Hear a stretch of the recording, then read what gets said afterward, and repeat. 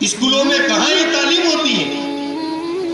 اونچی آواز سے بات کرنا آج ہمارے معاشرے کی ایک فیشن بن چکی ہے۔ یہ مدرسوں میں بچے پڑھتے ہیں، یہ کم سے کم ہمارے گھر میں قرآن کی تلاوت تو کرتے ہیں۔ آج ہمارے گھروں میں قرآن کھلتا کب ہے، پڑھا کب جاتا ہے؟ 2 مہینے، 4 مہینے، 1 سال ہو جاتا ہے، ہم قرآن پڑھتے نہیں ہیں۔ قرآن ہمارے گھروں میں صرف الماری کی زینت بنا ہوا ہے۔ جب گھر میں کلر کام یا چونا کام یا کسی مستری کو بلا کر کچھ کام کرانا ہو تب قرآن ہمارے ہاتھ میں آتا ہے، اور اس وقت ہم افسوس سے کہتے ہیں او ہو ہمارے گھر میں قرآن بھی ہے، جا بیٹا اس کو مسجد میں رکھ کے آ جائے۔ یہ قدر ہماری قرآن کی۔ اسی قرآن سے ہم عزت بھی پائیں گے اور اسی قرآن کی ناقدری کرنے پر ذلیل بھی ہوں گے۔ ہم تو دوسروں کو راستہ دکھانے والی قوم تھی،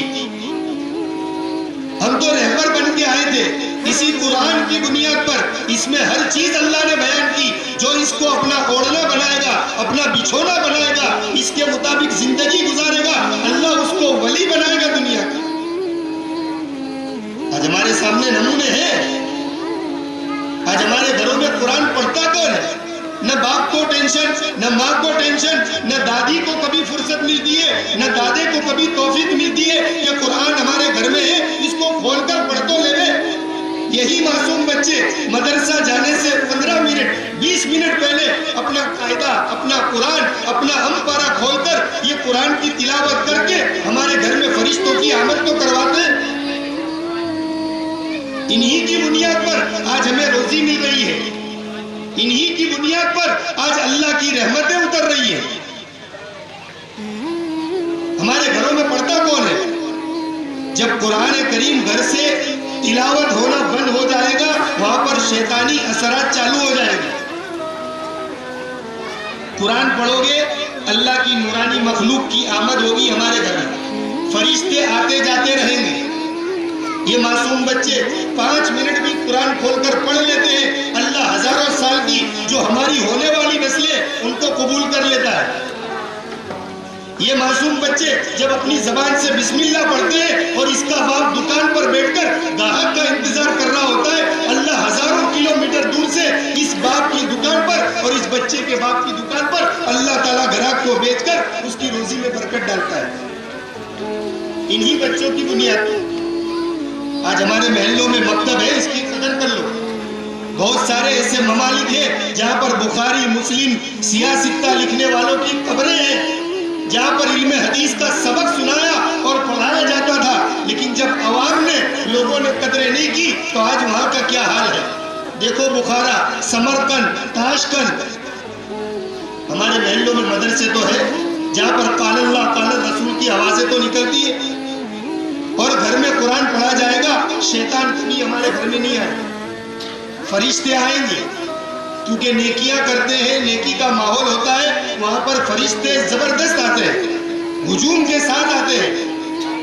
اور اگر قرآن کریم پڑھا نہیں جاتا تو وہاں سے اللہ تعالیٰ فرشتوں کو دور کر دیتے ہیں، وہاں نہیں بھیجتے، وہاں پر شیطانی مخلوقات آتی ہے۔ اور پھر کبھی دادا کو کچھ ہو گیا، دادی کو کچھ ہو گیا تو پھر جاتے مولانا کے پاس، بابا قوم، رہبر ملت، ان کے پاس جا کر ہم لوگ تعویذ گنڈا کرواتے ہیں، کچھ پڑھ کے دے دو، کچھ پانی پڑھ دو، کچھ دبانے کا تعویذ دے دو، کچھ پلنگ کے نیچے رکھنے کا دے دو۔ میرا دادا بستر پر سے اٹھتا ہی نہیں ہے، میرے باپ کی روزی میں برکت کبھی ہوتی نہیں ہے۔ میاں بیوی میں جو نفرتیں ہو رہی ہے وجہ اس کی یہ ہے کہ ہماری زندگیوں سے دینی تعلیم ختم ہو رہی ہے، وجہ سب سے بڑی وہ ہے۔ آج ہمارے پاس اسباب سکون دنیا بھر کے ہیں، اے سی ہمارے گھر میں ہے، کیوں؟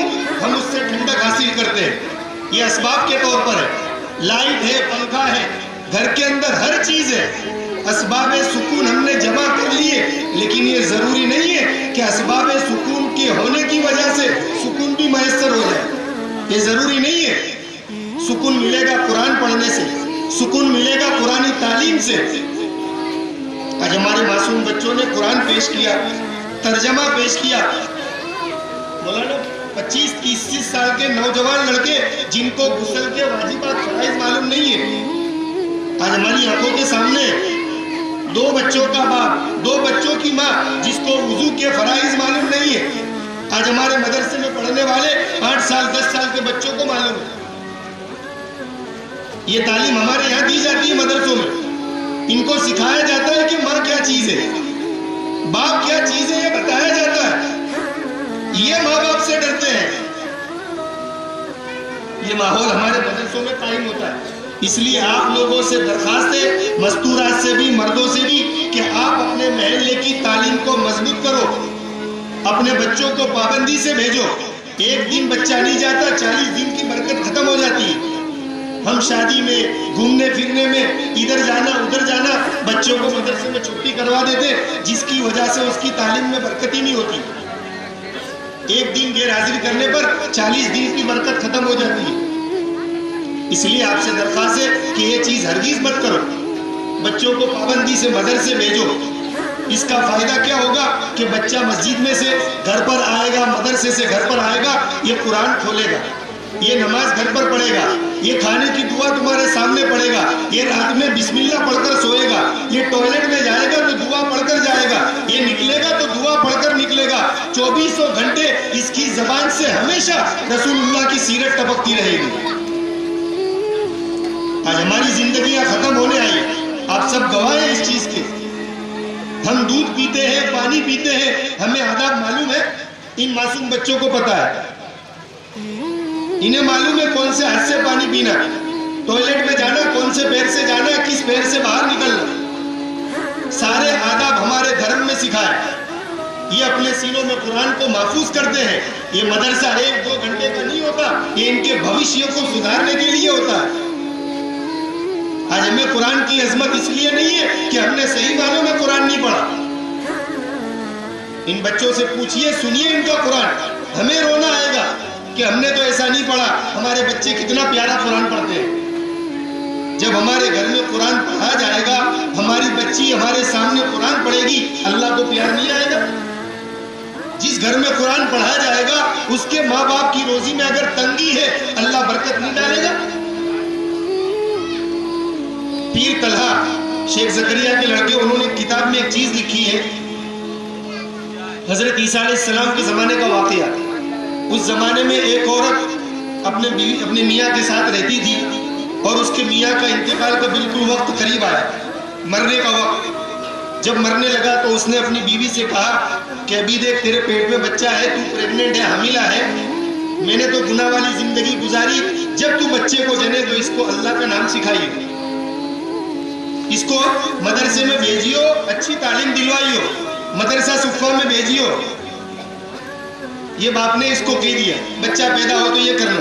باپ کا انتقال ہو گیا، گناہ والی زندگی، قبر کے اندر آپ کو معلوم ہے کیا ہے، فَأَمَّا مَنْ أُوتِيَ كِتَابَهُ بِيَمِينِهِ فَسَوْفَ يُحَاسَبُ حِسَابًا يَسِيرًا وَأَمَّا مَنْ أُوتِيَ كِتَابَهُ وَرَاءَ ظَهْرِهِ فَسَوْفَ يَدْعُو ثُبُورًا وَيَصْلَىٰ سَعِيرًا۔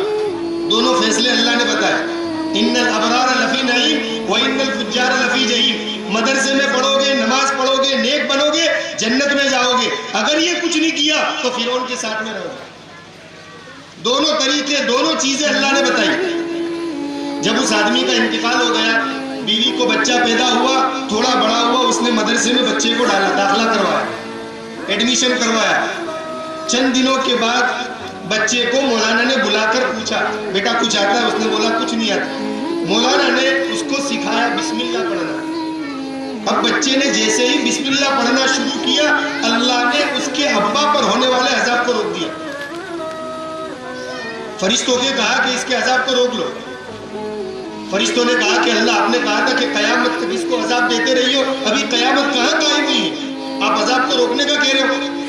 کہا کہ اس کا بچہ پیدا ہوا، اس نے مرتے وقت وصیت کی تھی، آج اس کا بچہ اس قابل ہو گیا کہ اپنی ننھی زبان سے میرے لفظ کو، میری الفاظ کو کہہ رہا ہے، مجھے پکارتا ہے۔ مجھے بڑی شرم آتی ہے کہ زمین کے اوپر اس کا بچہ مجھے یاد کرے اور زمین کے نیچے میں اس کے باپ کو عذاب دوں، یہ میری شان کے خلاف ہے۔ اس بچے کے بسم اللہ پڑھنے سے اس کے باپ کو بھی معاف کر دو۔